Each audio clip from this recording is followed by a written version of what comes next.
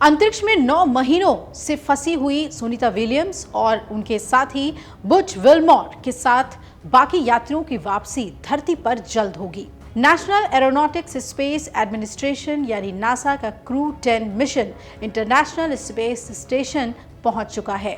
धरती से आए नए यात्रियों को देख खुशी से सुनीता विलियम्स झूम उठी और डांस करने लगी।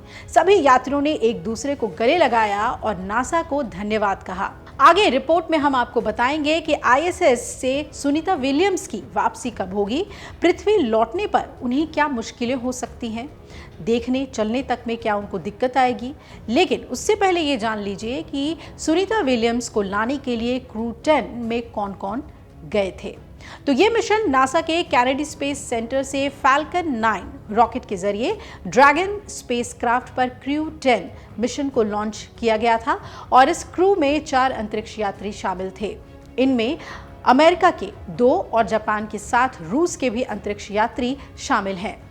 इसके साथ ही विलियम्स और विल्मोर की वापसी का रास्ता साफ हो गया है। अंतर्राष्ट्रीय अंतरिक्ष स्टेशन पहुंचे 4 नए अंतरिक्ष यात्री अमेरिका, जापान और रूस का प्रतिनिधित्व कर रहे हैं। वो कुछ दिन विलियम्स और विल्मोर से स्टेशन के बारे में सारी जानकारी लेंगे और माना यह जा रहा है कि अगर मौसम सही रहा तो दोनों फंसे हुए अंतरिक्ष यात्रियों को अगले हफ्ते फ्लोरिडा के तट के निकट जल क्षेत्र में उतारा जाएगा, लैंडिंग करा ली जाएगी। विल्मोर और विलियम्स बोइंग के नए स्टारलाइनर कैप्सूल से 5 जून को कैनवेरल से रवाना हुए थे। दोनों एक हफ्ते के लिए ही गए थे, लेकिन अंतरिक्ष यान से हीलियम के रिसाव और वेग में कमी आने के कारण ये लगभग 9 महीने से अंतरिक्ष स्टेशन पे ही फंसे रहे। अमेरिकी अंतरिक्ष एजेंसी के कैनेडी अंतरिक्ष केंद्र से रवाना हुए अंतरिक्ष यात्रियों के नए दल में नासा से एनी मैकलन और निकोल एयर्स शामिल हैं। ये दोनों सैन्य पायलट हैं। इसके अलावा जापान के ताकुया ओनिशी और रूस के किरिल पेस्कोव भी रवाना हुए हैं और दोनों विमानन कंपनियों के पूर्व पायलट हैं। ये चारों लोग विल्मोर और विलियम्स के धरती के लिए रवाना होने के बाद अगले 6 महीने अंतरिक्ष स्टेशन में बिताएंगे, जिसे सामान्य अवधि माना जाता है। अब जान लीजिए कि पृथ्वी पर लौटने के बाद सुनीता और विल्मोर को क्या दिक्कतें आ सकती हैं। पहला, फ्लू जैसी स्थिति, चलने में दिक्कतें। एक्सपर्ट्स ये मानते हैं कि सुनीता विलियम्स और बैरी विल्मोर की वापसी बिल्कुल भी आसान नहीं होने वाली है। पृथ्वी पर आईएसएस के मुकाबले माहौल काफ़ी अलग है। दरअसल अंतरिक्ष का माहौल जीरो ग्रेविटी वाला होता है, यानी यहाँ पर अंतरिक्ष यात्री एक कदम में कई फीट की दूरी पूरी कर लेते हैं। इतना ही नहीं, कई मौक़ों पर तो उन्हें स्पेसशिप पर घंटों पैर भी नहीं रखना पड़ता। ऐसे में ठोस सतहों पर उनके पैरों के दबाव डालने की क्षमता कम हो जाती है और उनके पैरों में मौजूद मांसपेशियों का मोटा हिस्सा कम हो जाता है।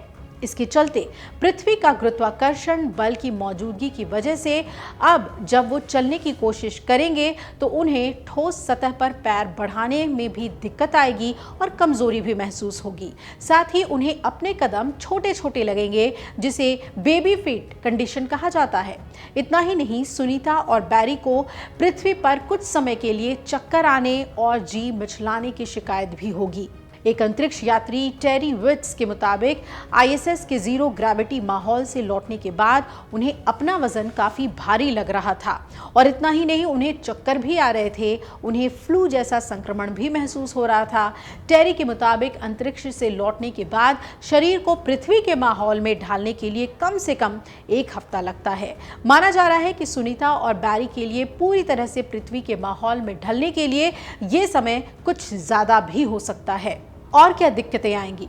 कमजोर दिल। जी हाँ, द गार्डियन अखबार के मुताबिक अंतरिक्ष में रहने के दौरान एस्ट्रोनॉट्स की हड्डियों का घनत्व कम हो जाता है, जो कि जल्द ही ठीक नहीं होता। इसके अलावा उनके शरीर में मांस भी कम होता है। इसके साथ पैर कमज़ोर हो जाते हैं। यहाँ तक कि दिल पर भी इसका असर पड़ता है, क्योंकि जहाँ पृथ्वी पर हृदय को खून का प्रवाह बनाए रखने के लिए गुरुत्वाकर्षण के उलट भी काम करना होता है, वहीं अंतरिक्ष में जीरो ग्रेविटी में हृदय पर वो अतिरिक्त बल नहीं पड़ता।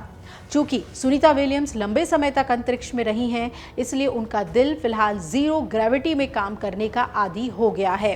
उन्हें खून को शरीर के हर अंग में पहुंचाने के लिए ज़्यादा मेहनत नहीं करनी पड़ती।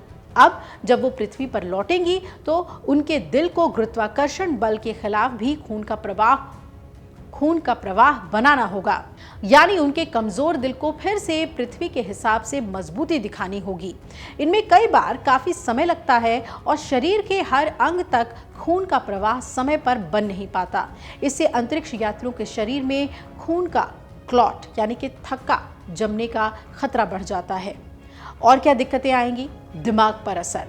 इतना ही नहीं, जीरो ग्रेविटी वाले माहौल से पृथ्वी पर आने के बाद अंतरिक्ष यात्रियों के शरीर में मौजूद फ्लूइड दिमाग के आसपास इकट्ठा होने लगता है। इसके चलते उन्हें फ्लू का एहसास होता है। एस्ट्रोफिजिसिस्ट एलन डफी के मुताबिक इस फ्लूइड के वजह से अंतरिक्ष यात्रियों की आंखों की पुतली का आकार बदल जाता है और उन्हें देखने में दिक्कत आती है। पृथ्वी पर लौटने के बाद एस्ट्रोनॉट्स को कई बार चश्मे की जरूरत भी पड़ती है। तो 9 महीने अंतरिक्ष में समय बिताने के बाद, फंसे रहने के बाद जब ये लोग धरती पर लौटेंगे तब भी इन्हें कई तरीके की मुश्किलों का सामना करना पड़ेगा।